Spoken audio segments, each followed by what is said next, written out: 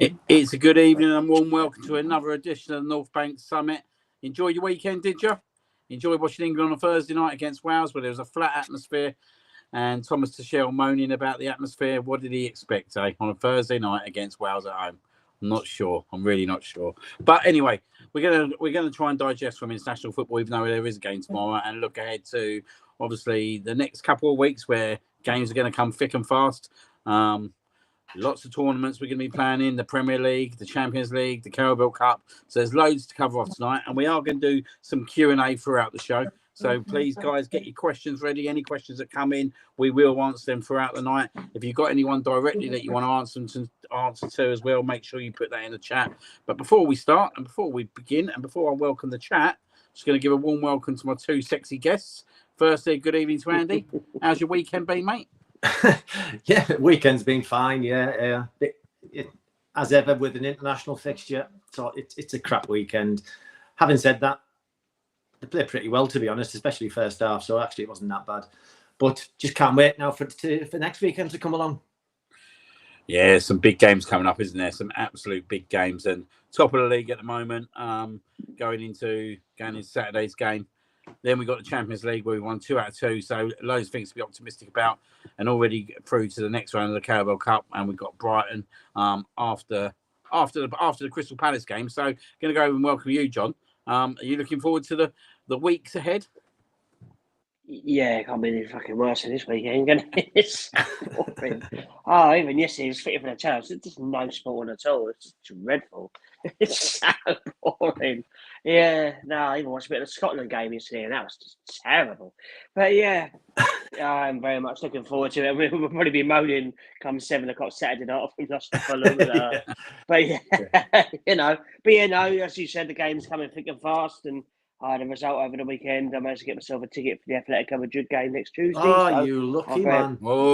Very much looking forward to that. And as it happens, I'm off next week as well. So, yeah, I'm very happy. A few cheeky beers for Brooksy then? Yeah, definitely, yes. Kobe's already up for it as well. Well, just let you know, I'm doing a half day that day as well. Ah, go on, son. There we go. But, yeah, anyway, we'll digest and move onwards and upwards. As we said, that no Premier League games this weekend. I'll be honest with you, it's been a weekend where it's like from the back end of last weekend, I'm just thinking I've got to get through this miserable weekend. I've got to get through it, get out the other side. And actually I feel a lot more motivated today than I've got through Saturday and Sunday. But we've got through Saturday and Sunday. We are now looking ahead to obviously the big game on Saturday. Fulham away at 5:30. Obviously, the news come out, Andy, that Martin Odegaard's going to be out until at least the November break. I'm going to be totally honest, I think there's a lot of flapping around this situation from a lot of accounts when I was reading about it today, because actually we pretty much played with him without him most of the season so far, and we're sitting top of the league. So even though it is a big blow and it is something that we didn't want to happen, and we wanted him back in the team, I'm more than positive with the players we got in this squad at the moment that we're well equipped, and looking at the fixture list, especially the Premier League games, that we should be confident that we can keep our winning run at the moment and continue to perform at the best standard and try and stay at the top of the league. Yeah, it's really important to remember as well that going into these games, and it's all well and good that we can look at fixtures and we think, oh, this is a nice little run, but you have to remember these teams, when they come up against us, it's always to them a little cup final. So Fulham's a slippy ground for us. We've been there in the last few years, and we've had a tough time there. But ultimately, I believe the squad that we have now is a different beast to anything that's gone there over the last few years. And I'd like to think we can just go there and roll over them. Got the first question tonight, Andy. I'm going to throw it to you, mate. Oh, yeah? Yeah, because you were talking. Shane Curtin, saying, hi lads. Is Timber's best right back in years? Best right back in years that we've had. Do we cash in on Ben White now potentially, maybe at the end of the season? Yeah, I could see that happening. Julian Timber's come in, and I think everyone's been astounded by his standards. And we've got an absolute worldie there at fullback. He's literally the full package, and especially, and don't forget, he's come back from a horrendous injury. And he's just been a revelation, the guy, which has been tough for Ben White because he's been great for us over the last few years. But if you want to go on and succeed, there's always better players. And if you can improve in positions, there's going to be people that are going to be a little bit upset and pushed out. And I think that's the case now with Ben. And it might well be that he gets sold in January transfer window. Maybe it's not so much that one, but maybe it's the end of the season, sorry. Because ultimately he wants first team football, doesn't he? You know, he's not getting any younger now. So, yeah, quite right. But ultimately, it is what it is. Timber's class. Yeah, like you say, we're coming into the best years, but also Ben at 28 years old, I can't see being happy sitting on the bench, John. Probably we'll see him for the end of this season, and then potentially could be a sow in the summer. Yeah, I mean, as well, he started picking up niggly little injuries as well, isn't he? So, yeah, I mean, he'll leave as a title winner, so there'll be a few more quid in the bank. Yeah, Tim was unbelievable. I see a few clips of him playing for Holland. He was playing centre half, and he was just comfortably above Van Dijk. He's just ridiculous. Again, £35 million. It's an absolute steal. He's an unbelievable player. Yeah, he's a good find. Yeah, an absolute good find. Andrew just saying Ben White is a great player, so it would be sad to see him go. Barwick saying Timber has more pace, which I like in a fullback.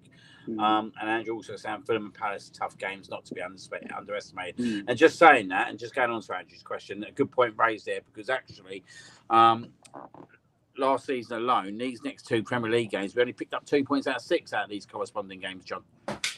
Yeah, Fulham have been a funny old team in the last few years. Remember, we drew at home with them with 10 men. Remember, Polina scored, and we lost. Did we lose like 3-1 to Fulham? Like New Year's Eve or New Year's Day or something? Saka scored early on, then we fell apart. Last year, we drew 1-1 with them. Saka scored at the end. They got ruled out of VAR because Martinelli was offside. Yeah, Fulham are a funny team. They always play well against us. I don't know what it is. They always seem to raise their game. I mean, you know, we have so many London derbies.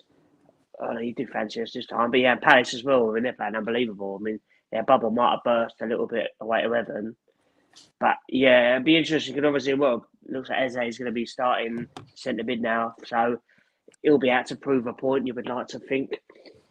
Yeah, that's good. So, good point, Ray. These are the games that like the West Ham at home and the Man United away, the Newcastle away. These are the games we kept slipping up last year. So we just need to, if we can turn on those negatives from last year into positives this year, we're on our way. Yeah, definitely. And obviously going into Saturday's game, at the moment, nothing to report, Andy, in terms of injuries. Which don't say touch wood. I've got a big chunk here, so actually, hopefully, we'll be hopefully that'll be the case. But how important is it, Andy, that at the moment we keep that structure to that side? Because actually it's probably the first time, isn't it, a long time, I know, buying Odegaard and obviously Havertz, that we've actually got a core now, haven't we? And we've got a core when we can rotate the team as well. And when I see something the other day where I see Arsenal's defensive 11 with all their defensive players, and then their attacking 11. And when I looked at it, I was like, actually, this squad is absolutely massive in terms of what the talent we've got and the strength and depth we've got. That literally every position's probably nearly covered by 3 players in each position now. Yeah, it's been phenomenal. I mean, it just goes back to that summer, getting Berta in, and he's come in with a remit, and it appears that he's just blown that away. To think of that we could be in a position now with the squad that we have. If someone had said that to us in the summer, we'd be like, "You're joking!" Like, there's no way we can get them players in, that many as well. So no, it's on the back of that summer, and I'm sure Arteta had a list of people that he wanted in the club, and I'm pretty sure it's been backed up completely this time. So yeah, there's just, as we've said before, there's no excuses now. Definitely. Another question from Shane. Going to throw this one at you, John. Who is the 3 best players signed under Arteta? Shane's going for Gabriel, Timber, and Raya. Declan Rice. Definitely number 1.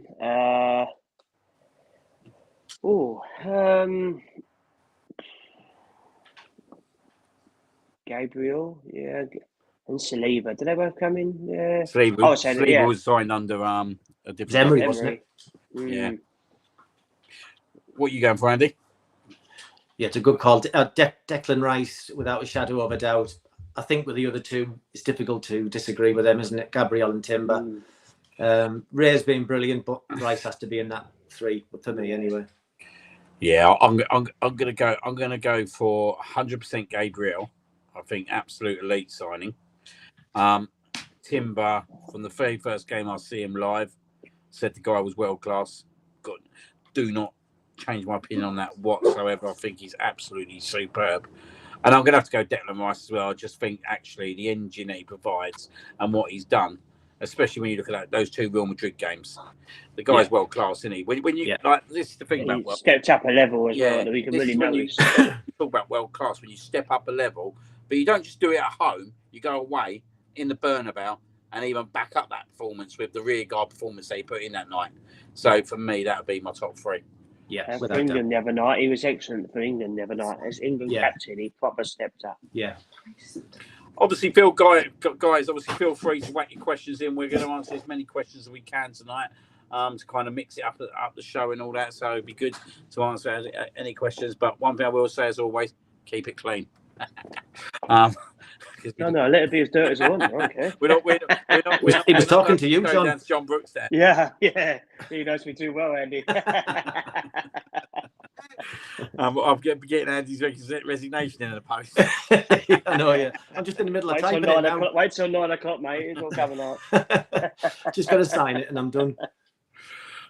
Obviously, I'll tell you what is interesting. Now, let's have a chat about Raya, because I don't think we really spoke about him that much this season.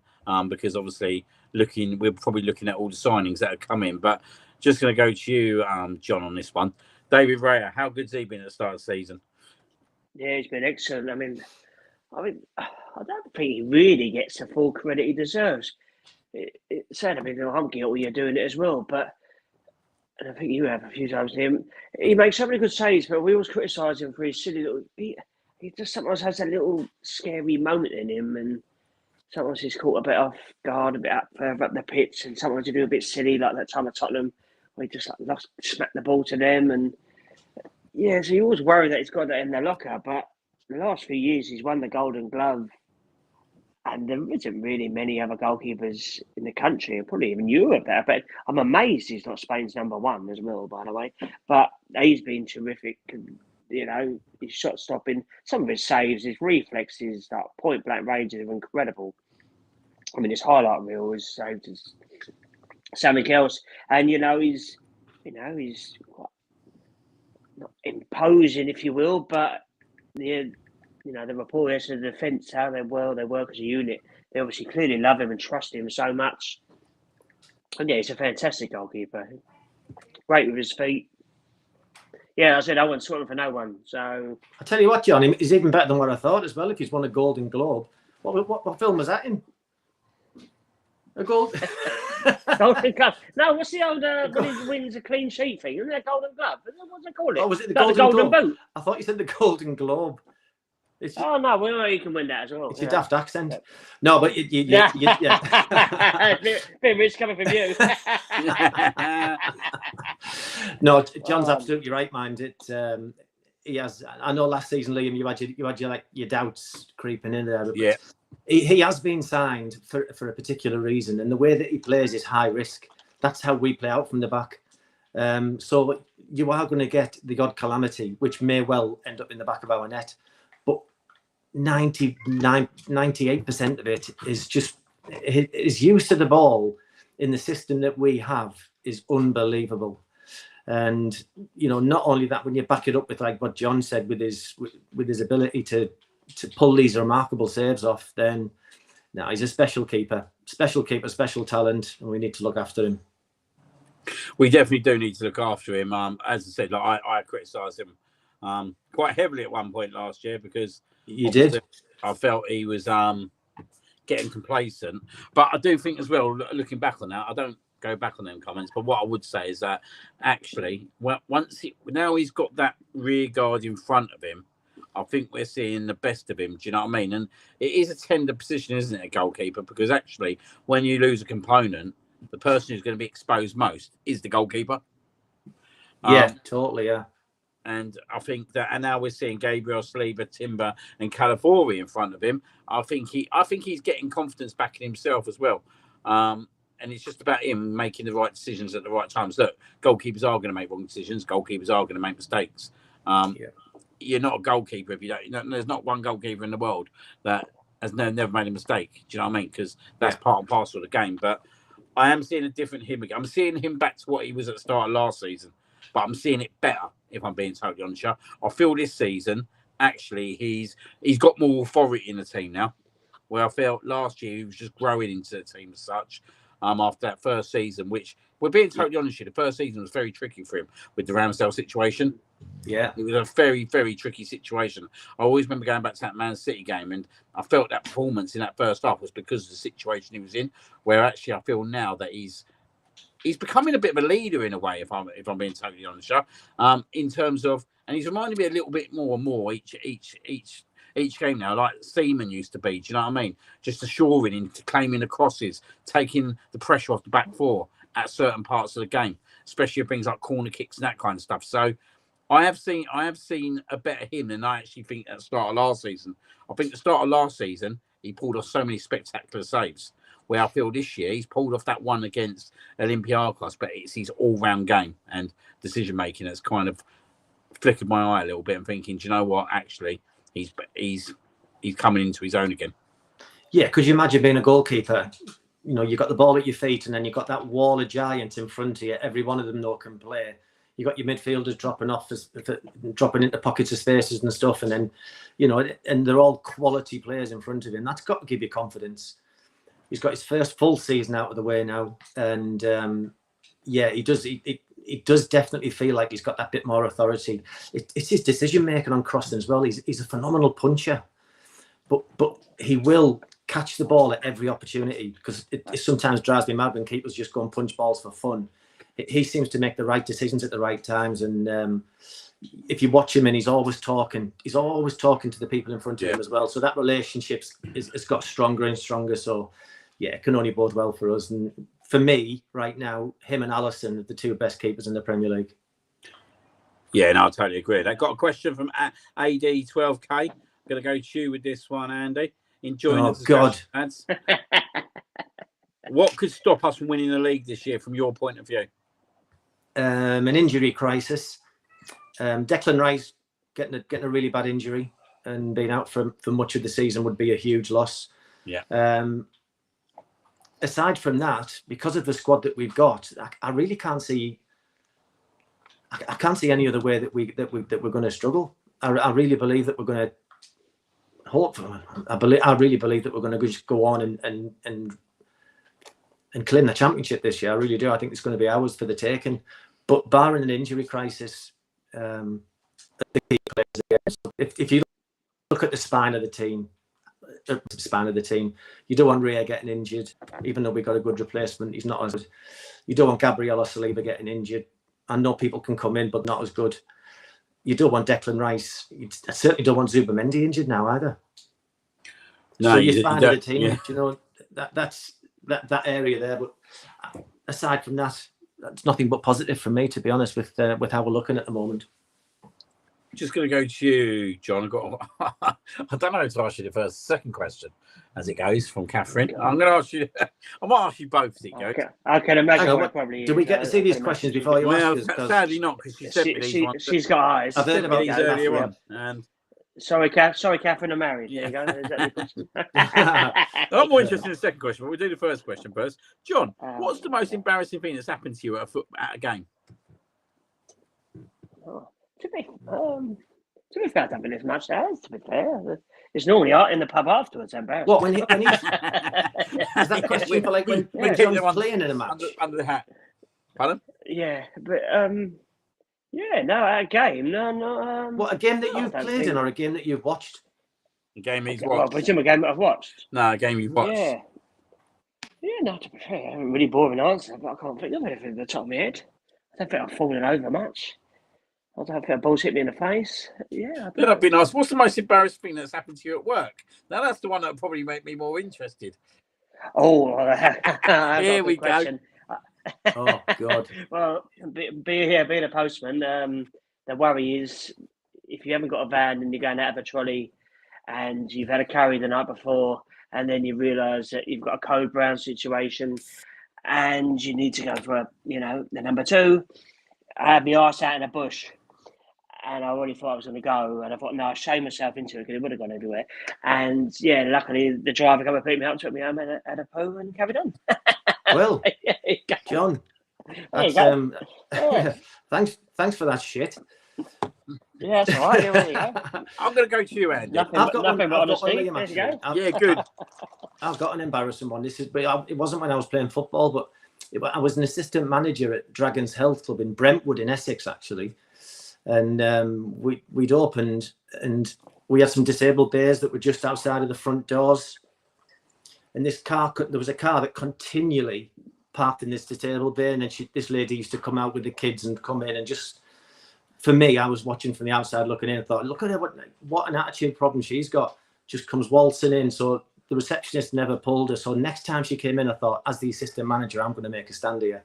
So she came in, this lady, again, parks in that bay, walked in, and I very politely went up to the reception desk and said, excuse me, like I've seen you time and time again parking in this bay. You don't display a disabled badge. Would you mind moving that for other people to come in? And at that point, she just looked at me and twitched, and she took her arm off and held her arm up, and she went, "Is that disabled enough?" And you know what? It was absolute. She was absolutely brilliant about it as well. And she actually handy. You know what? She actually thanked me in the end because she said, Poor. Yeah, it was a bit shit like, but actually she thanked me in the end because she said, as a disabled person, there's nothing more infuriating than people parking in their spaces. But I did tell her to put a blue badge in next time. Oh, man, yeah. Well done, mate. Well done. Yeah. It wasn't all your fault. Do you know what I mean? No. Yeah. So there you go, Catherine. How about you, Liam? Come on. I'm like you at a football match. I don't really think I remember like the Arsenal Brighton game back in 2023, 5 days before my wedding. They done an Arsenal stag do for me, didn't they? And I went in dressed up with a Jonathan Morley t-shirt on, which was quite humiliating. But I went in with a bright pink fizz and everything, and I had to go in and watch the whole game with it, which was quite highly amusing. Yeah. Well, some people said it's the best you look, to be honest. Probably weren't far wrong, mate, to be fair. About that, Liam looks smart today. But in my line of work, obviously I work from home, and I'll tell you the most embarrassing thing is when I remember one morning, and I was lucky I didn't get caught. So the phone went, and literally I've just run out the bathroom, got no shirt on, answered the call. Because usually when you answer the call, there's no camera, is there? But my camera was on. Oh no. What a treat. Oh, mate. But luckily, for whatever reason, I just caught it just in time before it tricked in. But you caught what? Pardon? You caught what just in time? I caught out that the camera was on just in time as it's about to go on. And I just as you're about to expose himself. And all you can see was just literally my room. Where's he up to with this? And they're going, you there, Liam? I just literally whacked it on camera, and I took my camera off, and I was just like, God, that could have been a bit of an embarrassing one, couldn't it, really? Yeah. So that's your scares when you're working from home, from home environment. Yeah. True. But yeah, and there's a question answered from obviously Catherine. Just go back onto the football now. So yeah, we spoke about Ray and obviously how good he's been. But it's going to be a big week, isn't it? A big weekend for Gulchrist. Really need to get him to a goal ideally on Saturday. I think personally he's put a shift in over the last few weeks, and I think he's got some unfair criticism. I think he's been involved in a couple of goals, be it not score. As I said last week, I don't think it really mattered any difference if he took the penalty or Saka took the penalty. Gulchrist just needs a run of games where he scores in a run of games for me. Just going to go to you on this one first, John. Have you been happy with what you've seen from Gulchrist so far? Yes and no. It has been a mixed bag. I mean, I think a lot of people were expecting him to hit the ground running because he played in England a few years ago, which, it's a bit different. He hasn't played in the top league. The pressure that's on him because he's at Arsenal is ridiculous. And like I said, other players, your Isaacs and your Florian Wirtzes and that, are doing nothing. Then, well, Wirtz hasn't even got an assist or a goal, and no one's saying nothing. But because Kukuris is at Arsenal, he's getting all the grief. But Newcastle game, I thought it was a coming of age game for him, which is a bit silly because I know he's already scored goals before that. But I thought the whole performance, just the way he put himself about against the Newcastle back line, and they were just trying to bully him, and he wasn't having it, and he just bounces off defenders. He's been unlucky, like Olympiacos. He was unlucky not to score. He's had a few chances where he's kind of snatched at him a bit. So he does need a goal, but he is doing a job, and you can see he's creating so much space now for the midfield and the wingers when he's dropping off there. Everyone's running in behind him. So that obviously really helps. And he'll get goals, let's be honest. We create some. I mean, the team is still working out how to use him as well. Because obviously with Lisbon, the team is over there playing such a high line. Obviously, they don't do that much against us. So it's a bit of a learning curve for everyone. But he'll score goals. There's no doubt about it. Yeah, no, I totally agree with you. He will score goals. He is a born striker, isn't he? And he's got a record of doing it. Just going to go to you, Andy, on it because I think this could be the coming of time for him over the next few weeks. And I'll tell you the reason why I think it. Saka is coming back to his best, I'd say already. I think you see that in that strike against Wales the other day, where he cut in and buried it. And we've seen it from Saka before, haven't we? When he jinks in like that and puts them dink balls in. I think once he starts being able to do that during games, and we start seeing a more fitter Saka who's playing more and more games, I honestly think Gyökeres will feast off Saka because Saka's delivery from that right hand side is elite.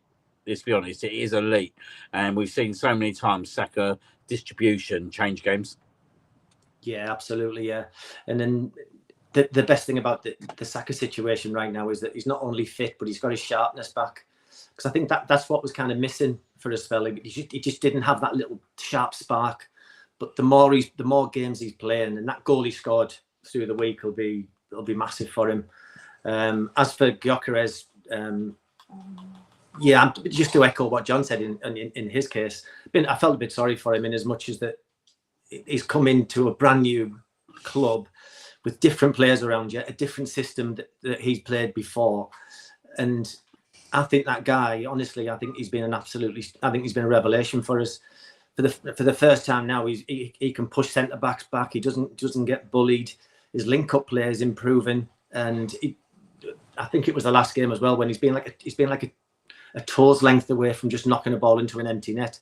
They'll start soon to fall. They'll soon fall, and he'll go on a streak scoring. I've got absolutely no doubts. I think like everybody, because we see the shift that he puts in, we're all desperate for him to get his goal and get going again. Because I really believe if he can just get one more now, with all the games that are coming up, he might just go on a little run, which will be massive for us. Yeah, no, I totally agree. Just got another question for you, Andy. What's next for us if we're not able to win the Premier League or Champions League? And could the FA Cup and League Cup be enough to quench our trophy first? No. No, I don't know. I'd like to win a trophy without a shadow of a doubt, but I think with the squad that we have right now, we should be looking at the Premier League and the Champions League, and anything other than that is a disappointment. Would it be disappointing if we won a cup? Maybe it's not, but it would be, for me, it would be a disappointing season because we are now in a position where we should be challenging for the two biggies, and we've got a hell of a chance now. And if there's a previous player you could add as a coach at Arsenal, who would it be? For Andrew, he'd like to see Santi Cazorla come in. Yeah, I mean, an absolute magician, wasn't he? It's a good question, actually. Who would I think of as like an ex-player coming in? That's a good question, that. You might have to give me 10, 15 seconds. Dennis Bergkamp. There you go, Liam. There you go. There you go, Andrew. Oh, John ain't messing around. The best technical player ever played for Arsenal Football Club. He just throws out like he's just dropped it in there. Yeah, why not? That's the end of the show for John. He's going to go off now. No. I'll be totally honest. I'm pretty much like Andrew. I like to see Santi Cazorla in there. Yeah. I think. Do you know what I think he's got? He's got so much qualities, but I always remember back in the day when he was at Arsenal. I think he lifts a good. I think he gives off a good spirit and lifts off a good spirit as well. Do you know what I mean? He was such a funny person to have around the club, weren't he? And I think sometimes like just them kind of people alone can bring so much to a squad. And let's be honest, technically wise, he's one of the best players that I think we've seen in the Emirates era. For me, I would like to see Santi Cazorla, especially he had a good relationship with Arteta as well. Yeah, absolutely. I think for the same reasons, I think someone like Patrick Vieira could be amazing. You know, somebody who's won World Cups, you know, he's won the Premier League. Players with that sort of experience and people who love the club. Yeah, someone like him would be phenomenal around the place. I'd like to see him in. Good evening to a couple of other guys that are in the chat. Good evening to Anthony, Oyo Sabloy, everyone in the chat this evening. Good evening. Anthony's chirpy. Yeah, he's very chirpy. Good evening, Jeff. Got any questions, guys? Any questions you want to ask? Throw them in the chat. We're more than happy to kind of answer them as well. Evening, Jeff. Yeah, this obviously look in terms of that left-hand side at the moment. So it's looking like Eze will start in the centre over the next few games. Hopefully, that's what I want to see. Maybe we'll see a little bit of adjustment in terms of midfield. But Trossard's kind of had three games now. I think it's a big time for him, and I think he's another player that's gone under the radar a little bit that actually needs a goal and a big goal to kind of obviously set him off. He's done it a few times at the bench, but obviously different story, isn't it, when he's starting, John? Would you start him Saturday? No, that's not being mean.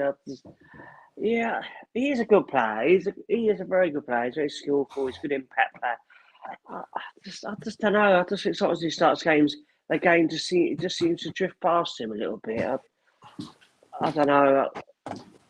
Yeah, I mean, I think Martinelli deserves more of a start at the moment, just because he's really got on with it, and yeah, he's come on and changed the games. I mean, so is Trossard as well. To be fair, when he's come on, I just think he's more of an impact player. I mean, yeah, I'll be interested to see what it does do. I mean, I will throw out a little curveball actually, because in the Newcastle game, when he come on, he actually played on the left wing, and he actually did really well in the 10-minute cameo.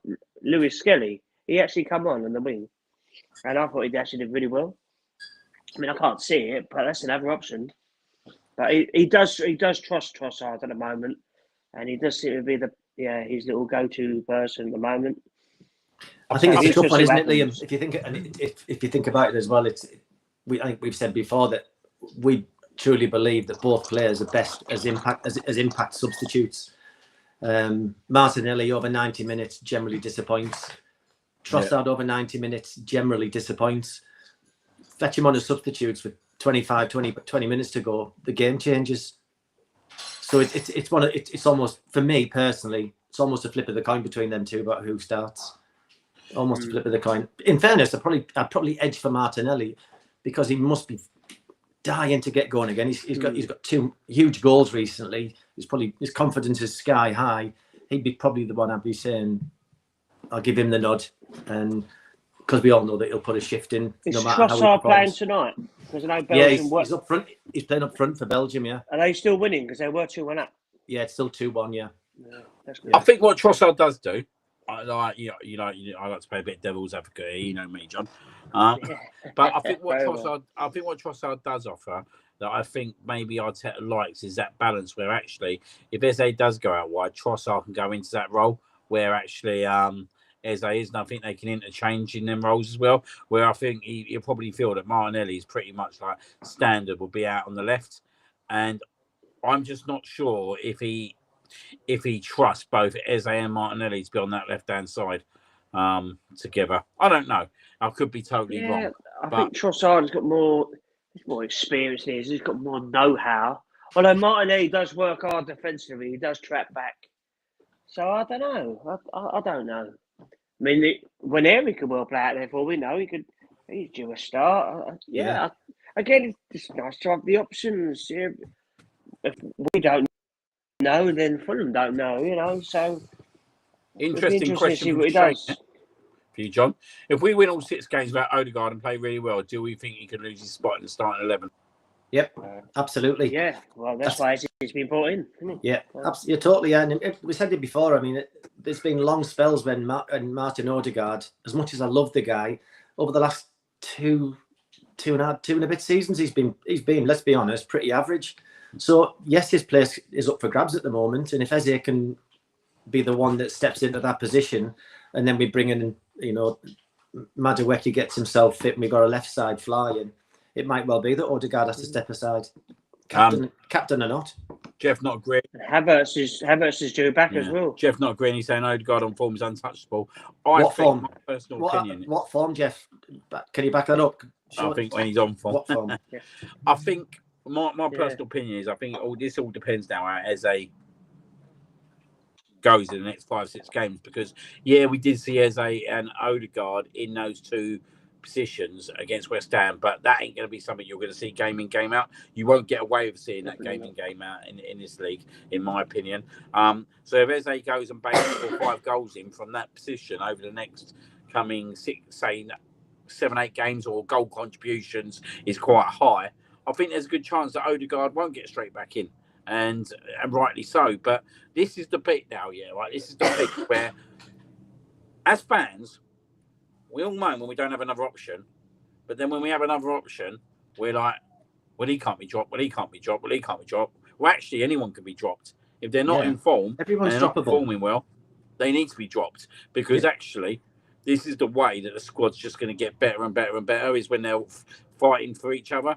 And them going into training each day now, I bet the competitive is much higher than what it was last year, because actually there's a squad of players there that want to play in that starting 11, that want to be in that starting 11, and they need to prove each week in, week out, not just on the pitch, but in training, the application of performing, whether it's in a match day, whether it's in a training session, whether it's turning up on time, that kind of stuff. Like, Arteta's got the squad to where he wants to get to now. Like, we had a squad back in 2020 that the skipper used to turn up late for games.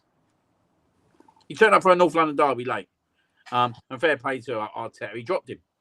But we're in a situation now where actually no one get away with doing that, because actually there's a squad of players that are more than capable of obviously stepping into any position and taking anyone's place. And I think that he don't get enough credit, Arteta, for that starting period over 2020, 2021. He gets a lot of criticism because of that bad run he had. But do you know what? He had to instill that discipline at that point. If he didn't instill that discipline at that point, he wouldn't be where he was today. So for me, it's not about just performing on the pitch now. It's about everything you do, for how you behave in this club. And I personally think, I don't know about you, John, I feel now that we're actually one player away from being near to a complete squad. Like, I think once we get that left player in, I think there's still a position there for someone to come in on that left-hand side. I think this squad's pretty complete. Definitely. Yeah, no, I mean, another striker, possibly. I mean, another striker and another winger, and we'd be pretty much unstoppable. Yeah, it's the winger on the left-hand side. There's, Madueke could play there, possible. But if you're looking for a world, but I'm sure fair, I don't know who. I'm not gonna lie, I couldn't even think of any top quality. But left side of wingers off the top of my head, I'm sure people will be screaming at me now. But I mean, there's got to be someone out there. I mean, the good thing is, obviously, next year you've got the World Cup in the summer, and there's always a couple of players that come out of there. Yeah. So, but you're right. The whole team is more or less, like I said, I would say 10 split themselves, more or less. You could argue 1 or 2, but if we all pick the start 11, at least 9, if not 10, would be the same. And then it's just that left, there'll be about 3 or 4 different names, probably. Obviously, one of the not far off. No, and one of the key names that keeps popping up is the Bournemouth lad, Semyon, who's obviously performing really well. Is that someone you'd like to see come in? All day long. What did you just call him, Liam? Yeah, I know that. I think that must be his long lost cousin. John, did you just call him? Semenyo. I'm not yeah. going back. I'm not going Did you back. say Semyon? Yeah, I think I Yeah. did say that, didn't I? Semenyo. Let's Yeah, just stick with Semenyo. Semenyo. No, I said Yeah. Semenion. I was just going to Semyon. let it slide, Andy. Dear God. You can, It's been a long day, mate. It's been a long day. Yeah, you must be really missing your wife. Won't go that far. I only concentrate on Arsenal players. But yeah, is he someone that you think that could move Arsenal to the next stage? No, yeah, I mean, he scored twice at Liverpool, so yeah, I mean, yeah, he's a good player, and he's gone through some, shit as well. Let's be honest, and he's stood tall and got better and better. Yeah, you listen to his interviews and that, he's got something about him. Like I said, he's gone through some real horrible abuse, and he's just risen above it and cracked on. Yeah, he's a good player. He's scored some good goals as well. He's very powerful. He's not massive, but he's very quick. Yeah, tricky little winger. Yeah, that's what we need. Someone like that to complement Saka on the other side. But yeah, all day long. And I'm sure if we said we wanted him, he would come. Let's not be big-headed. It's just the truth for top. So yeah, if we got him in January, mate, I mean that'd be similar in some ways to when we signed Reyes in January, and he kicked on, added the squad, scored some very vital goals, and that could well be the sort of thing we need in January, just to give us a little boost, just to get stronger and stronger, really. But yeah, good player, really good player. Very good player, very very good player, and I think the interesting thing is, could you imagine him and Eze, kind of interchanging? That would be something else, wouldn't it? But scary, mate. Scary. Yeah. Got another question. I'm going to go over to you on this one, John.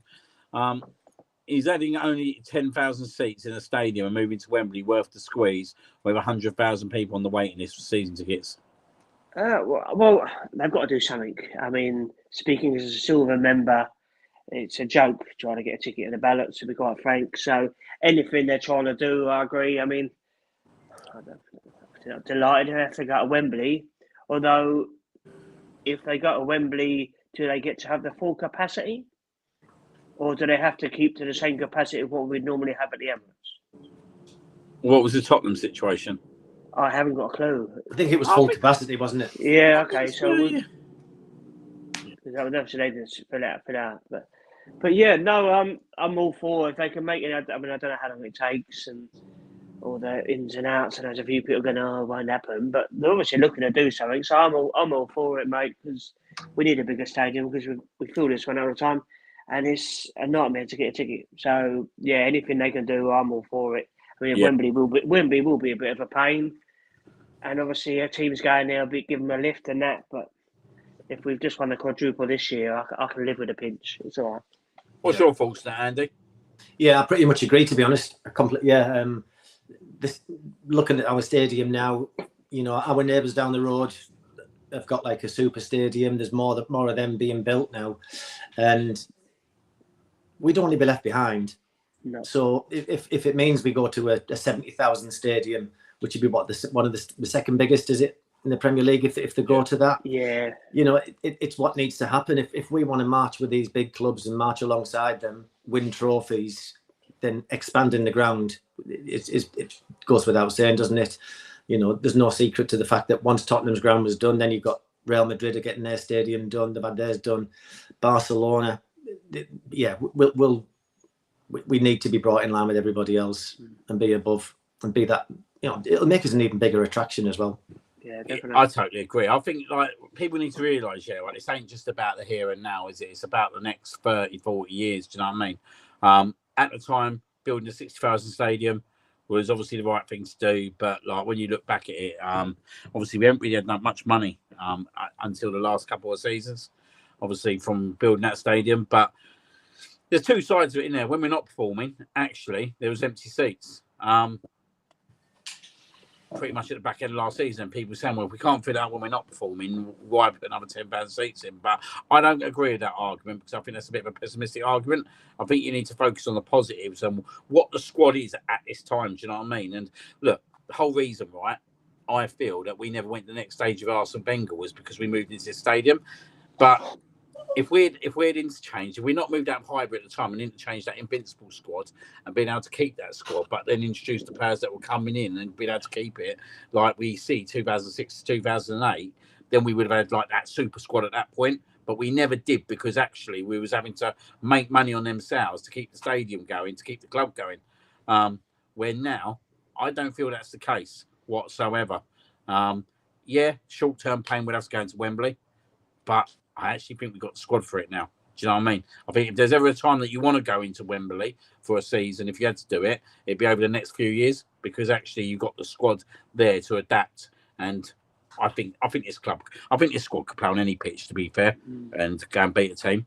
No, no one wants to go to Wembley. Do you know what I mean? I don't want to go to Wembley and play at Wembley for a season or two, but you've got to do that for the long-term game. And another 10,000 seats, 70,000 puts the club into an even more stronger position. And like Andy said, like would be the biggest capacity in London, which as a club, I feel we're the best club in London. Obviously, Chelsea fans might disagree with that, but hey ho, you was only born about 20 years ago.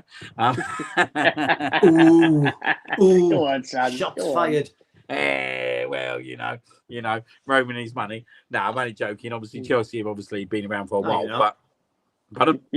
No, you're not. Nah, not really. I'm not really. But the way I look at it, I feel that we're the biggest club in London, and we need to maintain that. And you've ever got to revolve. Do you know what I mean? Yeah. You can't just stand still. If you stand still, that's when things fall to pieces. Do you know what I mean? And I feel that we did that as a club, especially during the back end of Wenger's reign. We pretty much stood still, and we didn't progress whatsoever. We fell backwards, and we got to keep thinking forwards. Don't sit there and go, oh well, if we don't perform, we might have not the stadium might only have 50,000 fans. Don't think like that. Think positive. Think ahead. Do you know what I mean? Think what's going to make us better long term. And we don't just want to be the best club in England. We want to be the best club in Europe. We want to be the best club in the world. Do you know what I mean? We're not that far off. That's the best thing about it at the moment. Like we took on the best club side last year and beat them 5-1 over aggregate. But the problem was we didn't have a squad. If we had a squad and we'd gone into that PSG game now, I think we'd have beat them. We'd have won the Champions League. Do you know what I mean? So we're not far off, but we've got to keep moving forwards. We've got to keep moving forwards. We've got to keep pushing. And if it means you put an extra 10, 15,000 seats in the stadium to do that, then I'm happy with that whatsoever. And it gives more fans the opportunity to watch a super side play football. And it puts a lot more voice into a ground. What I don't want, is it to be full of prawn sandwich brigade people, you know what I mean? Where they start going, do you know what I mean? I want it to be true Arsenal fans in that stadium, belting out the atmosphere as loud as can make it. Yeah, it's testament to Mikel Arteta. You know, the whole thing revolves around him. For him to come into the club in the state it was, but then clear out the deadwood, which we've been asking for God knows how many years, laid the foundations, and now you're looking at season on season, we're kind of progressing. And for the powers that be, they must sit upstairs. They must look at the big picture, looking at the squad that's been created. The age of that squad is going to be there for quite a few years. So if we can add to it and get it better, we've got a hell of a chance of winning competitions on a regular basis. So therefore, we will look to expand the stadium. You're in a massive positive position now to go and ask for money and ask for yourself to be developed. And we need to. We need to be not only the biggest club in London. We need to be the top club in the country, the one that everyone fears every week. We need a couple of stars on our chest. You know, it's wrong that I'm looking at Bayern Munich's kit the other day and got 5 stars across the top of their badge. We should be aspiring for that. That's what we should be aspiring to try to get to. And if it means taking that stadium up 10,000, expanding that, what a phenomenal selling point it's going to be for us. And we need to believe in ourselves. There's nothing wrong with going, do you know what? We think we're the biggest, so we're going to build a bigger stadium. Why not? Why not? You got to think big, ain't you? You got to think big. You got to think long term. Yeah. So absolutely. That's a good question. That was good question. Got some other questions. Catherine, they're going to go to you this one. John, do you see Havertz coming back and dropping to the midfield with Eze on the left, or do you see Havertz as just a striker now? I don't know. Well, he can play in a variety of positions. He could even play on the wing every now and then. I mean, he could play up front with Gyökeres. He's a very versatile player. He could play in anything. I think his striker is probably his best position. But he's a very intelligent player. You know, he can easily play behind the striker. He's very good with his through balls and that. I'll be happy with. He could play anywhere. I think coming from me, I don't mind if you don't mind me just getting involved in this one a little bit. I think Kai Havertz for me is such a good option to have within this squad. I think we're realising now like what a great player he was up front and the kind of job he was doing. Look, he doesn't score enough goals at times, and we know that he misses a substantial amount of sitters that he should score. But I see an interesting stat the other day that actually, from when he was playing in midfield to when he was playing up front, his shots target ratio rose by 25%. So he has something like 25% from midfield to shots on target, and when he went up front, he went up to 50%. In my opinion, he's competition for Gorkarez for that striker's position. But saying that, I think in later in games, right, if you're chasing a goal or chasing a win, I'd love to see Havertz and Gorkarez up there because I think they would absolutely bully teams. Problems, yeah, they would, yeah.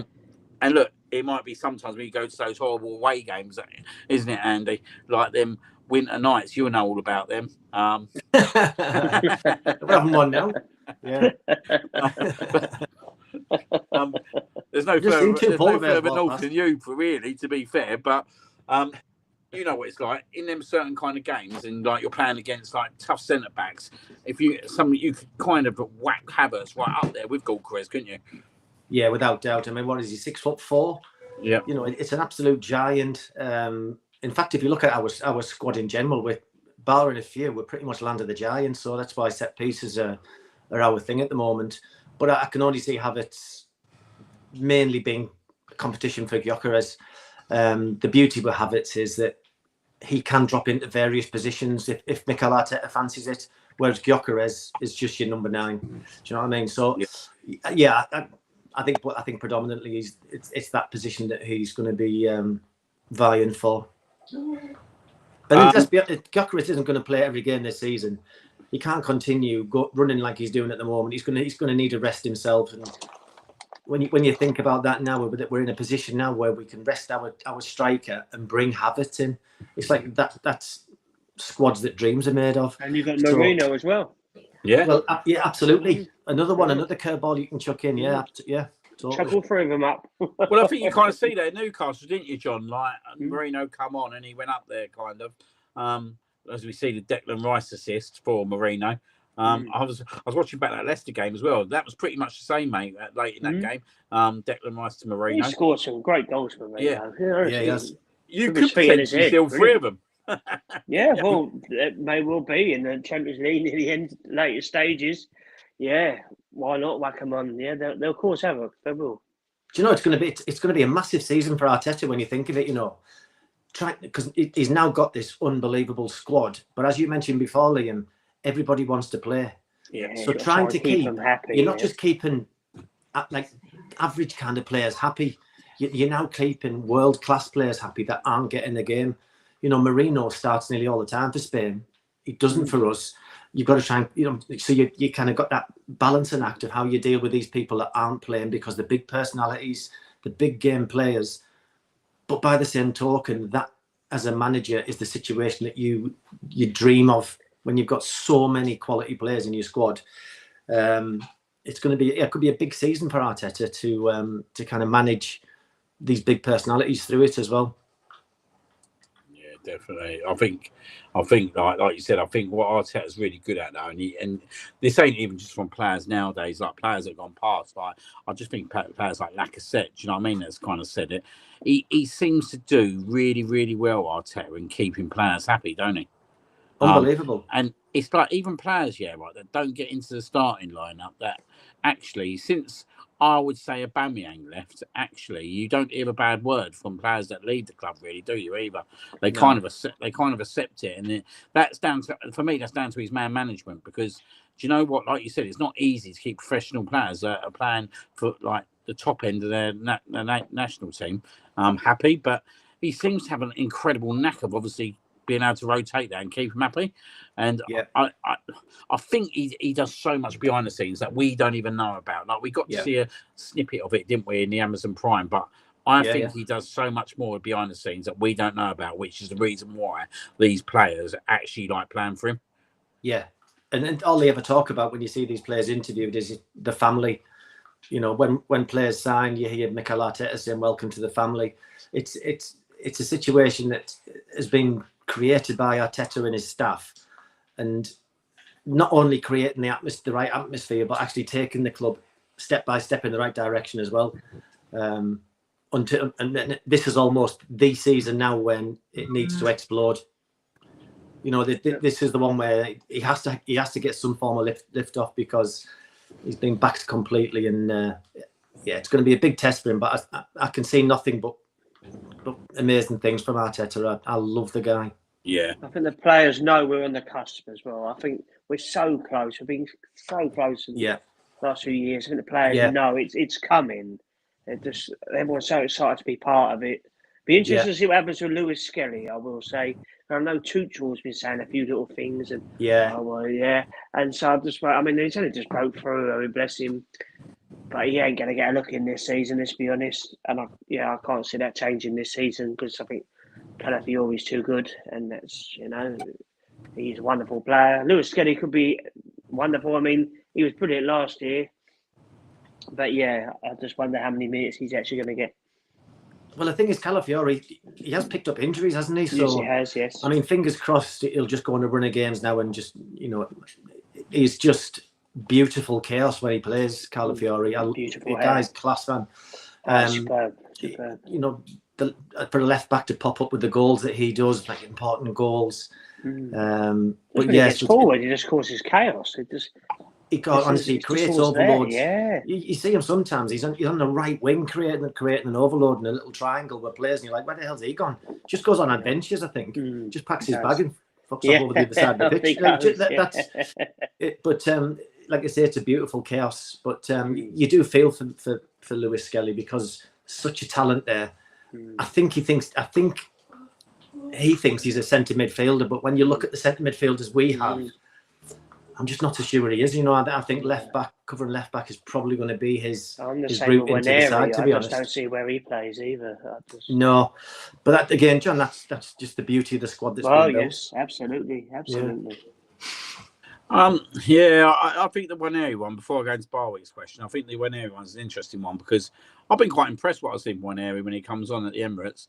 I thought he had two really good games against Leeds and Nottingham Forest, and I think if he can kind of keep that up and doing them roles, and do you know what I mean? He's getting minutes and he's going to play games. He is going to play games. Let's not get around that, because actually the squad's going to be needed to be rotated.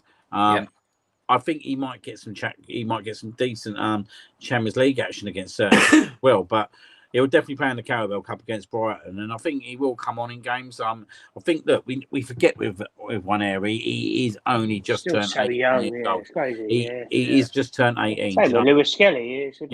They don't need to be playing every minute. And let's be honest, and this is brutally honest by me here. If they do play every minute, we ain't winning the title.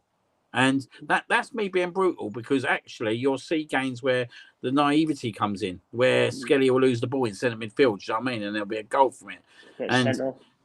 Or the sending off. Look, the one at Wolves is an absolute joke. But at the end of the day, let these guys learn from the very best. They're in an elite squad. They're going to be competing against elite players every day. They're only going to get better, and their time will come. Their time will absolutely come, because they're that good. And if it didn't come at Arsenal, they're going to make an incredible career wherever they went. But fingers crossed they do stay at Arsenal. But we don't need to play them every minute again. We don't need them to be playing every minute. But actually, when they do come in, the expectation is you need to perform. Yeah, without doubt. Or you won't be losing your place. You'll be losing your place on the bench. And that's the reality, because actually, when you start thinking that Kai Havertz has got to come back, Odegaard's got to come back, Jesus, which we'll go on to in a sec, is still in the squad. Actually, there's a lot of players still to come back in Cape. Do you know what I mean? Like, there's so many. The squad's so big that actually you're not just going to lose your place in the squad. You're going to lose it off the bench as well. And no player wants to be sitting in them stands, peering down, do they? Watching it. So actually, it's good for them. I think it's good for them. I think it's good for Max Dowman. I think for Max Dowman, I think whatever he picks up in terms of minutes this year is an added bonus for him. He will pick up minutes because he's so confident in his ability, and he's so impactful. But you know what? let him pick up the minutes, 10, 15 minutes. Do you know what I mean? If he's on the bench and we're 3-0 up, let him play the Carabao Cup games. Let him play them games, and it'll come good. But I've never seen so many decent youngsters come out of the Howe End as what they're producing now. And these are top quality youngsters. Like, yeah, we had the individual ones, the Jack Wilshires, the Ashley Coles of this world. Do you know what I mean? But we've never had three come out like this. No, it's almost freaky, isn't it? You don't see many academies, especially at the level that we're at. You often see maybe one will get chucked in or whatever, but to think that we've got 3 phenomenal players who, let's be honest, they'd probably play for 75% of the Premier League teams. They'd start for them. So it's a joy to have them in there, and I love watching them play because they play without fear. You know, they're always positive in what they do. Lewis Skelly's the one that sometimes takes risks in the wrong places. That's just a young kid's mentality. But you don't want to coach that confidence out of him. It's about coaching the understanding of the game into him, and when not to do things like that. But yeah, these kids are special, man, and we're so lucky. Question from Barwick, the gunner. I'm going to try and take this one on first, and obviously I'm going to pass it over. Do you see Jesus playing part as what he's asking is as an impact player this year? Maybe off the bench. I think I said in the previous show, like, I've got this little maybe a little crush, to be honest, that I want to see Jesus and Eze on that left hand side. I still think, if we don't do any business in January, which could massively possibly be with the squad we got, actually Jesus coming back could be a useful addition over the second half of the season, and I think he's an option. If Trossard's playing out of the left at the moment, I don't see no reason why Jesus can't play out the left. I'm going to go over to you on that one, Andy. Yeah, he's a phenomenal option for us. I love Jesus, gutted with the injuries that he's had, but I truly believe that he can come on and be an unbelievable impact player, even more so than the other two. He's got that ability to, as far as dribbling, I haven't seen many better dribblers in the Premier League than him. In one-on-one situations, tight situations, he can get himself out of it. It's just his bloody finishing that you just want to give him a shake sometimes, because he has got the lot. It'll be interesting to see how he comes back, though, from the second injury as well. But if he can come back and even for the last part of the season and just offer us that opportunity to fetch him off a bench and stuff, it could turn out to be, it could almost be like a new January signing. Because let's be honest, January is always we always hope and pray we're going to be bringing players in, but it very rarely happens. It's a waste of time, the January one. It's crap. You should just do away with it. But it's going to be it's a good one for the club. That. I think it's a top option to have, to be honest. Like, he ain't going to cost you nothing in a day. You know what you're going to get with him. And I think he's got a fantastic attitude as well. Just injuries, sadly, have harboured him, and that's going to be the big piece that I'll have to see when he gets back into training. How is he competing in training? If he's competing at the top level with these top players, then there's no reason why he shouldn't be in that squad. And he's the kind of guy, I'm going to put it out there, he's the kind of guy for me that actually there'll be a big moment, and I'll guarantee you he'll be involved in it. I'm gonna put it out there. If he got back fit, I could see him having that big moment. And why not? Do you know? He deserves it. Yeah, fingers crossed. Do you know what I mean? I think he's got the capability to. And look, the guy was scoring goals before he got injured. He finally got back to his. I'm not saying he's best, but I'm saying he was getting back to that level, and he was scoring goals as well. I think he scored like 5 in 6 or 5 in 7. Yeah, he did. He was hit. Yeah. It's not only that, Liam. He's a pest. Yeah. For defenders, he closes people down quickly. So even the defensive side of his game is superb. He fits the bill great for us, and bringing he got the best out of Martinelli as well, didn't he? Yeah, absolutely. Yeah. Remember that goal he put on the plate for Trossard against Bayern Munich. Things like that. Just bits of class like that can sometimes just get you over the line in them tough games, like you say. So I can't see him being a starter. I think that's very difficult for him now, but I think he could potentially end up being a phenomenal impact player for us. Yeah, I'd wholeheartedly get him used if he's fit. Question from Andrew. Going to go and shoot on this one, John. Who is the most underrated player in the squad? He's saying it's Havertz. Who are you going for? Ooh. Underrated. I would say Calafiori, actually, because I think everyone bangs on about how good the goalkeeper is, how brilliant our centre halves are, how world class Timber is. But I think only people are only starting to notice now, because he's had a run of games and not had any injuries, how good he is.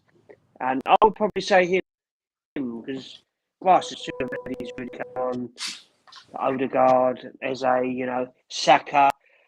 Yeah, I would probably say Calafiori. I think so. I think he's excellent. And yeah, I don't think he gets credit. And if he carries on staying fully fit, yeah, I think it'd be an incredible season.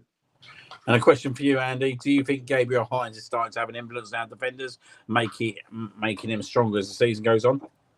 Yeah, I've got absolutely no doubt. I mean, we only see snippets, don't we, of training, but the relationship he appears to have with the players is just phenomenal. Just brings an energy to training, to match days. He's out on the pitch. They've showed stuff actually in pre-match stuff, and he's out on the pitch with the four at the back. And he was a great defender himself. Only let's be honest, he was a bit of a lunatic, but he was a great defender himself. So it can be nothing but positive, and especially because Mikel really, really wanted him in there as well. So yeah, I think it's a massive, great find for us. What's your thoughts, John, on the starter and finisher that Arteta started using terminology? Jeff saying that he believes that our MLS's squad role is now finisher, which is a good question, debate question, I'd say. Yeah. What does he mean? What he just finishes the games, he don't start them? Yeah, well, Arteta's come out and said he's got an impact player. Oh, okay, yeah. I mean, I think at the moment that probably is his role, unless anyone gets injured. Yeah, I mean, he was so lucky to play so many games last year because of the big injury crisis. They didn't expect to use Waneri and Lewis Skelly at all, really, but they didn't have any choice at the end of the day, and they come in and done so well, which surprised everybody, I believe. But yeah, he'll get some Carabao Cup games, FA Cup games, Champions League if we've already qualified. He'll get some starts there. But yeah, I think he's definitely a backup. Oh, one for all three of us now. Can you give us your genuine and unbiased top 6 prediction? And I can't. I can't say it's going to be unbiased. It's going to be biased. Want me to crack on with that first of all? Yeah, go on then. I'm going to go for Arsenal to win the league because I think they've got the strongest squad. I'm going to go for Liverpool to finish second, Man City to finish third, Chelsea to finish fourth. And I think this is where it gets quite interesting, 5th and 6th, isn't it? Sorry, my phone keeps kind of bleeping off. 5th and 6th. Oh, God, do you know what? Let me just check this league table. I think Newcastle will come into yeah, I think they will be a striker, won't they? I think he's going to score them quite a lot of goals. I think he's a nuisance, mate. I think a lot of teams are going to struggle against him. He's a big pest. He's just scored tonight. He scored for Germany. Yeah, are they still winning? The one, it's finished. Germany won 1-0 and Wales lost. Was it? Wales lost 4-2. That's a shame. Get in. Yeah, and I'm going to go for 6th. I'm going to go for 6th place.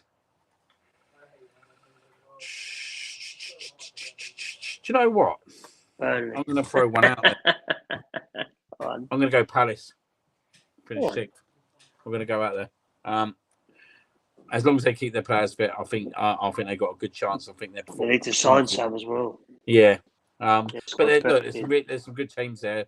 Actually, sorry, I won't go, but I'm going to go Spurs. I'm going to go Spurs 6th. I think Spurs will finish 6th. I think Thomas Frank's actually done a really good job there. I think they could even finish 5th. Actually, do you know what? As much as it hates it sad, I'll go Spurs 5th, Newcastle 6th. Yeah, it won't be a million miles off that, to be honest. Nah. Do you think Bournemouth will sustain it? No, sadly. And actually, old Gav's gone exactly the same as me. There you go. Oh, no, he hasn't. He's gone for Liverpool first. You know that. Arsenal third, you absolute dickhead. He's nibbling, isn't he? He's nibbling. Who's that, Gav? Who's he? Has he been drinking? Yeah, no. He's not probably wearing his Arsenal shirt as we talk as it goes. Oh, no. Champions League. you know what? I'm still not sure that we'll do it this year. I'm gonna go Barcelona. What? Who to win the Champions League? Yeah, I'm gonna go Barcelona this year. We're better than them. Oh, I think we are better than that, but something would always be thrown in our way. I'm trying to have a little bit of unbiased. Until this season, come on, be positive. It's our season. I hope we can do it. I hope we can do it. I think it's going to be a tough ask to win both the Premier League and Champions League, though. But the squad's there. Yeah. Bayern are strong this season. Yeah, they're a good side. They'll be good. PSG, they got a good result at Barcelona, didn't they? The other day as well. Yeah, and they're missing Dembele and a few others. Yeah, they're good. They're great side. Look, Liverpool are going to come on strong again at the back end of the second half. Look, they're not going to keep playing the way they are. I mean, they have to get better, so they'll be in the mix of it all for the Champions. I think it's really hard to call the Champions League. I think it's really hard because like we see last year, if we sat on this show, you just don't know. In October, no one would have predicted Paris Saint-Germain to win Champions League in October, or Inter Milan to get to the final. No. Yeah. No. So there you go. There's our messages there. There's one more. Good questions, these. Yeah, they're picking our wits tonight. If you had the choice to pick any club anywhere to lend our youth players to build minutes and install attacking football, what one would you pick? For me, Ajax produces the great footballing players. Yeah, certainly has done. Yeah. Town, so they can help out Jack Wilshere. Yeah. Does it want about a team in England, or is it a team across? I think it's whoever you think, mate. To be fair. Is it? Yeah. Someone like Bournemouth or Palace. I think, area, for example. I think when you look at the managers, you're right, John. I think you want young kids to go and learn and experience other clubs, but Glasner, he comes across really well. So seeing another quality manager work as well. Bournemouth manager is brilliant as well. Iriola, I think he's done a great job at Bournemouth. Really unbelievable. Yeah. One that I've kind of said in the past that obviously if Arteta didn't achieve anything, would Glasner be a good fit?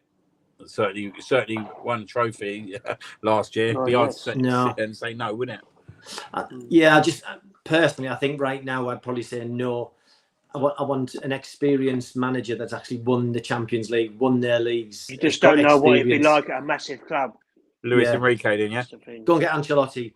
Just someone who wins. Is just a serial winner. And really high profile.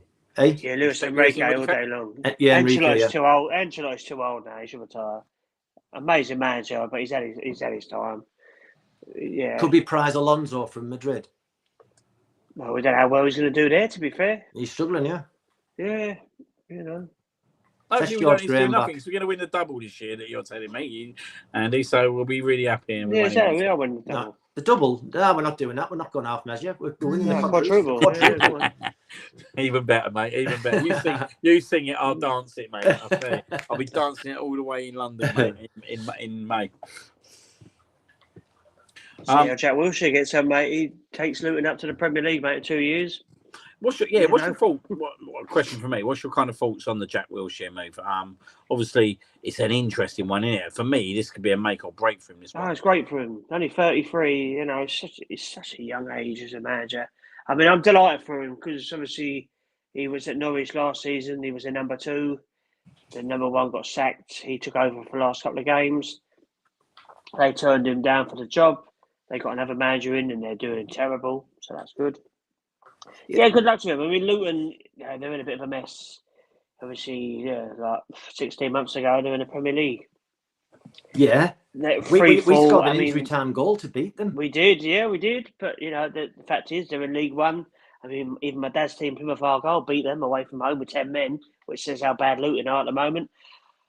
So, it's going to be a tough job for him. Again, he's going to have the media spotlight on him, ex-Arsenal, so, haters going to hate. And he's going to play good football. I think he's been brought up the Arsene Wenger way. I think his team's but in League One, it's going to be tough. It's going to be tough. I think when I think of Luton, I think of Luton back in the day with Ricky Hill and all them players playing. They've always had a history of playing good football as well at Luton. Quite often they were the ones who brought in that horrible plastic pitch. But that's right. Through the years, that's what they've been known for. And it's one of those with them going there. Is it a good time to go there because they're a club on the down? And can he stop that momentum and take Yeah, it back, the or only is way it is one up, of yeah. those that they're on the down and it's going to take some stopping, and you don't want it on your CV, your first job, go to Luton and get sacked after 6 months. Do you know what I mean? So it's. I really hope he goes there and does well. They've got to give him Yeah, time. I think that he's brought in Chris Powell as his assistant. That's a good shout. An experienced guy. Yeah, That's good a shout, that great is. move. Played at Excellent. all levels, Yeah. and Yeah. he always seems to appear with alongside some good managers. So he's obviously quite well Yeah, regarded. well. Yeah. Just having a little look. That's a good point there from Jeff, by the way. Interesting stat, that is, isn't it? Interesting stat. Talking of I've got stats, I heard one today. Was it Arteta is now something ridiculous, like the 7th longest serving Premier League manager in Premier League history. It's just ridiculous. He's been there, what, 6 years or something. But it's ridiculous how he's like rocketed up the list. Yeah, that's football for you. That is interesting. Yeah, I'm trying to get some little nibbles again. Just come back from the future, guys. Oh no, he's back again. I was asked him quit City, and I'll take him in talks to replace him. Keep dreaming, mate. Keep dreaming. See you on November the 29th, mate. I think Gav's on the wacky backy. Here's another good fun stat for you, Gav. Here's another one. Can you tell me the last time Chelsea beat Arsenal? 22nd of the 8th, 2021. Is Gav a Chelsea fan? What's that? Is Gav a Chelsea fan, is he? That's got to hurt, mate. 22nd of the 8th, 2021. You've had some pain, mate, over the last 4 years. Some big old pain. But they're champions of the world now. Oh, I see It's not fiction as well, mate. Facts, not fiction. Chelsea shirt with champions of the world 24-25 on the back. What you sad bastard. I say. Quite a good one for Jason. Jack's win a Litwood's Cup. As long as it ain't us again. That'd be good. Was you in the club at that point, Andrew? You was, weren't you? Litwood's Cup. Yeah. When Luton beat us. Yeah. Yeah. You know what? I was in the Princess Grace Hospital. I'd just been recovering from an operation. That's why we didn't win. Here's a one for you then. So it's your fault then. I've got a little story for you, John. So I watched that final when I was in the Princess Grace Hospital, and I watched the final with Chris Waddle because it was his operation. He was on the operation table before me, and so I went into his. And we met each other in the corridor, just walking up and down where I were trying to get ourselves moving. And he's from the same neck of the woods as me, so we got on pretty well. And then he said, "Oh, are you going to watch the match with us?" So I went in his room to watch the match, and Terry Venables came in. Yeah. Oh, wow. So I sat and watched Luton beat Arsenal. They thought it was really funny. I can imagine. With Waddle and Terry Venables. So there you go. There's a little story for you. That's a great story, wow. mate. Get that one on great story. Yeah, go on.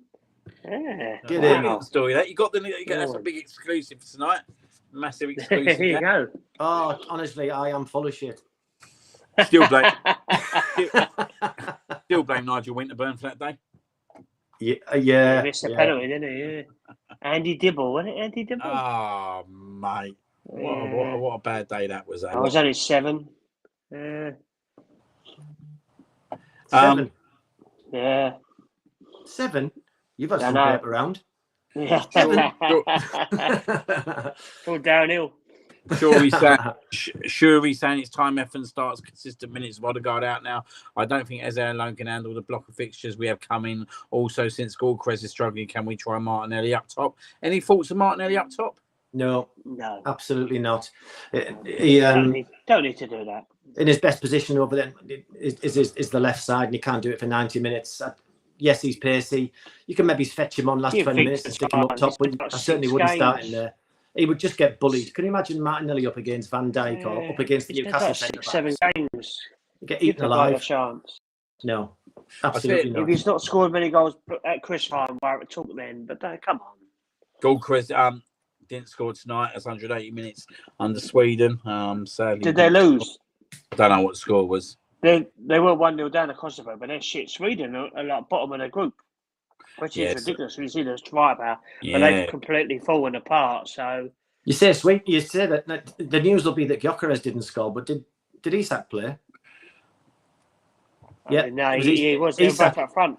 Isak was up front, yeah. So that was funny. In the game the other night, they were playing Switzerland. They were 0-0, and Isak broke through and crossed it for the Spurs boys. It Bergvall. and he missed what he just he completely missed an open goal, basically. And that was a 0-0. I can't see how that works though. Isak and Gorkrez up front together. Like, I don't know how that works anyway. Do you know what I mean? It's like It's just they're two best. trying They've to got shoehorn both players into the team, isn't they? Yeah, it's like Gerrard, Scholes, and Lampard, wasn't it? It is. Trying to shoehorn in the team. That's exactly what it is. Yeah. ADK 12K saying, which position would you want Arsenal to strengthen? Should we be involved in the January window? I think left wing's the only position left for me. wing, definitely. Definitely left wing. Yeah. Bring in Leao from Milan. He's very hit and miss for me, I have to say. I don't really know much about this, but Gav has asked a question, so I'd ask, have you seen it? Can I get your take on No, what's that then? No. I don't know anything about that. What's happened to Radcliffe then? He's still there? Or is it, Gav's a bit of a wind-up mind, isn't he? Unless he's on about that. I'm not sure really with Man United what the hell's going on. Do you know what I mean? I don't think their fans even know, but I just think that they've got to go through this rough patch, and it might be 2-3 years they have to go through this. But they've still got about 8-9 players that are shocking. Yeah, they've got to do what we've done. They have to suffer. They have to suffer gradually to get players in. Yeah. They need someone to go and get rid of all their deadwood, because we could probably all sit and go, well, he's clearly, we know he's not good enough. He's not good enough. So they need to do what we did. They need to start from the bottom, go through some pain, and slowly turn it around. Hopefully they're going for a lot of pain. That said, I love the fact that they're in demise. It's class. It's long, mate. Right, long, mate. Continue. Yeah. Oh, it says that Man U were meeting some United Arab Emirates-based consortium who were very serious about buying in the club. Really, but Radcliffe's only just taken over, though. What? I know, yeah. I'm not really bought this Radcliffe guy anyway. No, I don't think he wants to be there. You have to look at him and don't look at me. Would you want to be there at the moment? No. I don't think. Honestly, I don't think he's realised the magnitude of the job that's required at United. Definitely they need to knock that stadium down and start again, because it does look. It looks great on the drone shots over the top and all that kind of stuff. But the reality is the ground's falling apart. I was something the other day. Someone found a mouse or something running around. It's unbelievable. It's a worry. Yeah, I've seen that. Yeah, yeah. But he put it in his glass. Yeah, that's right. One we did speak about earlier on. I think you must have missed that one. We spoke about the Bournemouth lad potentially. I think that'd be a more summer thing though, won't it? That's a good call, actually. Fofana, he's obviously up and coming, isn't he? Very good. Yeah, good player. But yeah, definitely the position that needs to be covered. Whether it's January or whether it's next summer, only time will tell. And I think it all depends what happens with Jesus as well, whether he comes back in the squad or whether they do kind of send him out. Because let's be honest, if he does get sent out, it's only going to be a loan as well, and then potentially that might open up a gap. But left wing for me is the signing that will kind of make this squad very much complete in terms of having cover everywhere. Yeah, the lad from Frankfurt, top quality as well. How old is he? Is he young? Yeah. Definitely, this is a good thing now, isn't it? I think we've got to ourselves to a situation now that in the next, especially over the next few summers, that actually we can really be kind of selective in terms of who we want in the club. Now, do you know what I mean? And I think we've got we should have such a good appeal, and we obviously have, because of the players we've brought in over the last 2 to 3 seasons. Like your likes of Declan Rice, do you know what I mean? Your Eze's, your Gorkrez's, do you know what I mean? That actually, hopefully, we can start looking at these top end players that are coming through, like the very top end. Do you know what I mean? And they like these two of these, at least 2 of these names, would fit that bill, I think. Yeah, definitely, and I think that's another one of them as well, where it's great being linked with all of these players, but we only want a certain type of personality in our club, and I think that's where the due diligence comes in from Arteta's side when they're going to get these players, because sometimes we've been linked with some top players and it hasn't quite come to pass, and I think a lot of it's down to how much that player wants to play for Arsenal, and I think Arteta can see that in them. And he'll only bring in players that he knows will just fit into that system. So no big egos, none of that. It's just someone who can just slot in as part of the family. Yeah, it will be interesting. See how that kind of revolves over especially January and into next summer.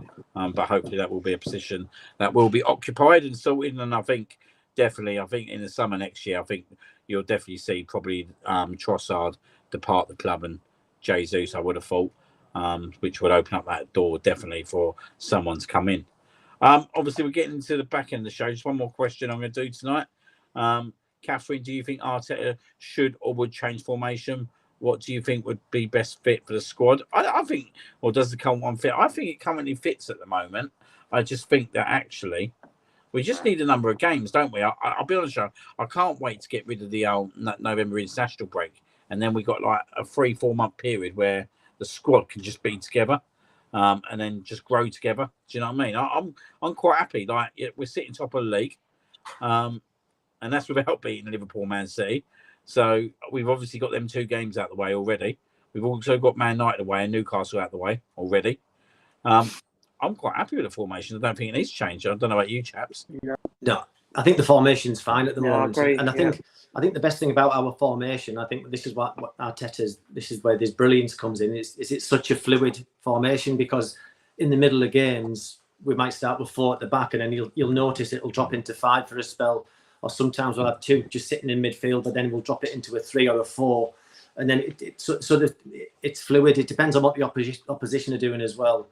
It's such a clever system that he's got in place. So it's not like the old days when I used to play for Pat Rice and it was 4-4-2 and that was it.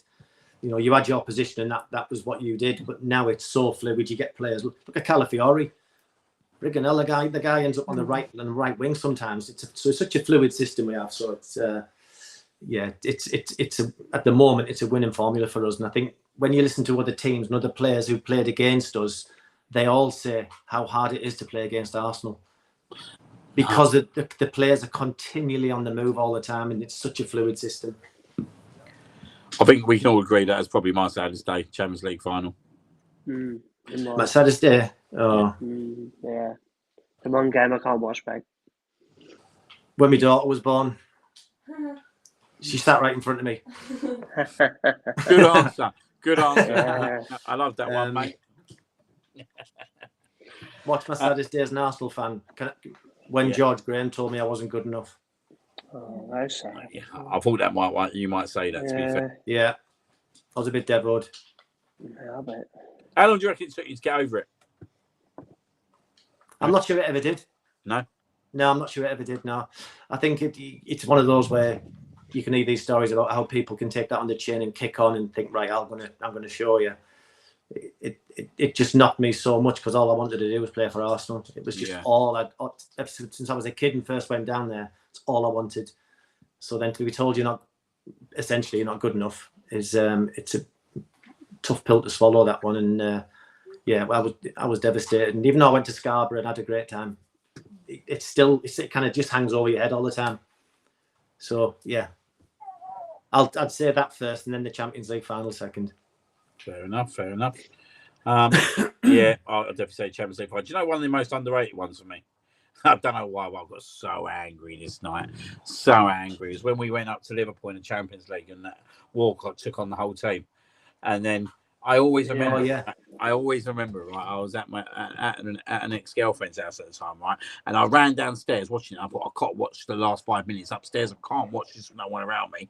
I literally got upstairs, turned the telly on, and Steven Gerrard was stepping up to take a penalty. Mate, honestly, it's one of the most underrated games ever. Like, in terms of, I was so upset after that game, because it was another one where actually I thought, if we win here, we could do it. Go on and do it, yeah.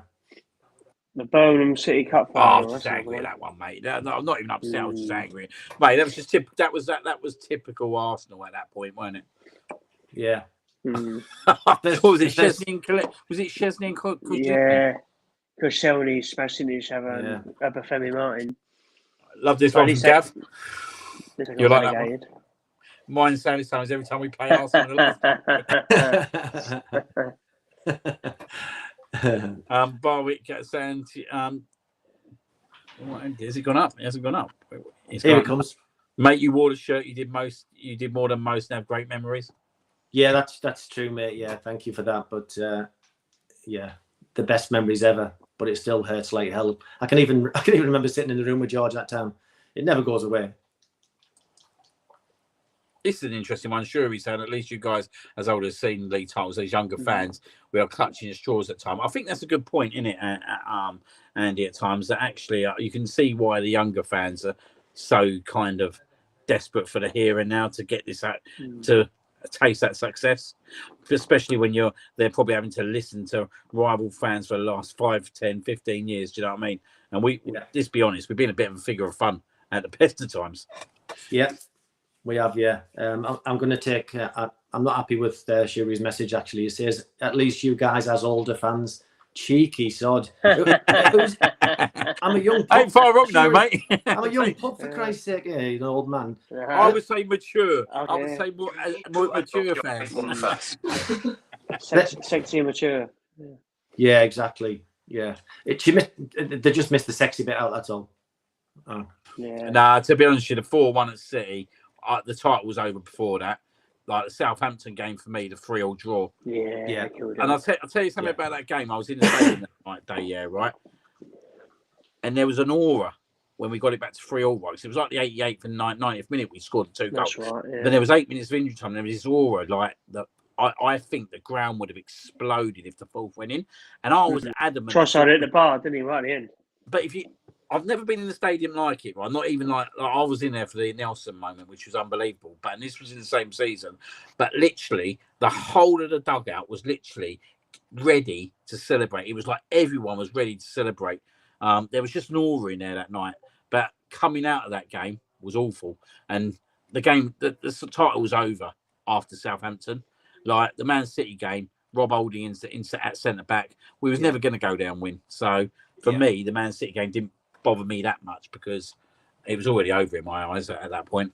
Yeah. That Villa home game every year. I was at that game. Yeah, so was I. I was at the game. I was at the game with my son. We win that, we won the league. It's just that's the one. That was last few years. That's the one. We were bloody brilliant first half against them, but we couldn't score. Trossard. Anywhere else, but to go. Yeah. And we win that's our most humiliating game I think ever. The 8-2. Yeah, it's awful. Absolutely humiliating that was. Yeah. 6-0 away at Chelsea. That was bad, and all. To be fair, every Man United hit that day. They had so many wowzers that day, and they all went in. They all went in. It was one of them games where every shot they hit went in.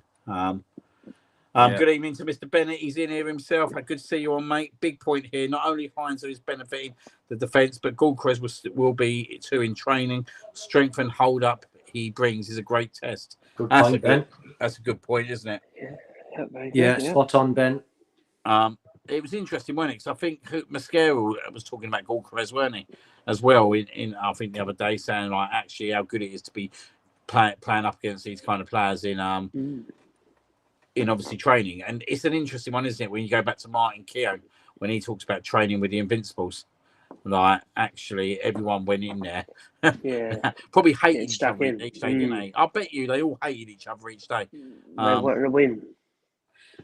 I know Thierry Henry and Lauren always had a few eye to eye, didn't they? Or Bergkamp, he knew how to put a foot in as well. Yeah, just going back to what you said there, Liam, and you bang on as well. Like, if you imagine being Mascara now and he's in training every day, vying for that centre back spot, and every day he's watching in training two of the best centre backs in world football.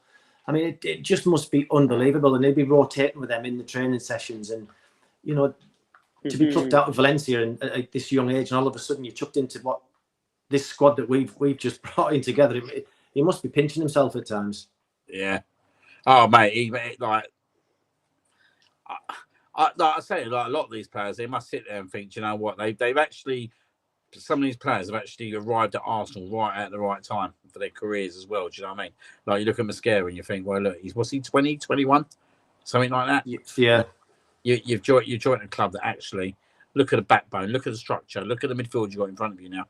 Like all you got to do is slot in and show your ability, and he's got ability, but in the abundance. Like he will be a very good player for us, and one that actually don't like to think of the day, but when the day like actually Saliba potentially does leave us, which hopefully won't be for a while yet, we got someone who could literally slot right in there. Do you know what I mean? Yeah. But hopefully we won't see that for a while. Is it? Sherry's made a good point there, in 2010. But ultimately, there was humiliation for me as well in the Welly, my local pub. It's harder to walk in your local pub and try and have your head held high while everyone's pissing themselves laughing at you, which is what happened then. So we've all been through it, mate. Yeah, it's not like sometimes I say you've got to go through the worst times to enjoy the best times. Do you know what I mean? You've got to suffer. You have to. And we will like I'll be honest, we was quite fortunate. Like, do you know what I mean? Like, I started supporting like Arsenal in the mid-80s, but obviously we had the George Graham, then we had Arsene Wenger, so there was always success, wasn't there? There was always kind of trophies. But I think from 2004, 5, from the Invincibles, or 3-4, sorry. I know we won the odd FA Cup, but even that was an 8-year gap, wasn't it? It's been very, very tough. Do you know what I mean? It's been very tough. And I think if there's ever a club that needs to go and win it this year and get it over the line, it's Arsenal Football Club. And I think everyone would agree with that. Everyone who wants to see Arsenal do well would agree that actually we need to get over the line this year. There's no excuses this year not to get over the line with the squad we've had. And we've just got to be stand up and be counted now. Do you know what I mean? As a man. Every man needs to stand up and be counted upon. Yeah, totally. And do you know what? I think when they have their little meetings with the coaches and stuff, and then we're looking at all these different things that we need to do to try and get through this season, but we've also got phenomenal momentum now. So can we take it into next season as well? Why can't we do a City and go and win a few in a row? That'll really put the cat among the pigeons and put you massively on the sheet for world football. All of a sudden, we're the team that's winning everything. Why can't we have one of them spells? We've never had that. So I think we're on the cusp of it. It's about whether we can tip it over the line now. I was nearly crying at Wembley when we went 2-0 down. I can tell you that much. Yeah, against Hull. Yeah, mate, honestly. I had tears in my eyes. I had tears in my eyes after 8 minutes. Like, after the Birmingham situation and then going 2-0 down. I remember Kieran Gibbs cleared one off the line after about 15 minutes. Yeah, that's right. Yeah. And I'd always owe my gratitude that day to Santi Cazorla. Like, if he hadn't scored that free kick, mate, I don't think we come back. A free kick as well, yeah. Like, absolute bit of magic. Like, what a free kick that was as well. But it was a great day, and a great day in the end. And I'll tell you another little funny story. I had a lot of messages that got deleted. that people actually sent them and deleted them. Yeah. Well, I think we're going to have to call it a day, guys. Thank you very much for your questions. Obviously, I have really enjoyed tonight, to be fair. Yeah, it's been good. Yeah, it's been good. Really good. Something totally different. Some tremendous questions. But before we go, we always have to do the score prediction for the weekend. So I'm going to go with you first, Brooksy. Fulham Arsenal, what are you going for, mate? 2-0 Arsenal. I'll be boring. But yeah. Who's scoring? You can't just do score. Gikares is getting both. Setting everyone up. Oh, get in.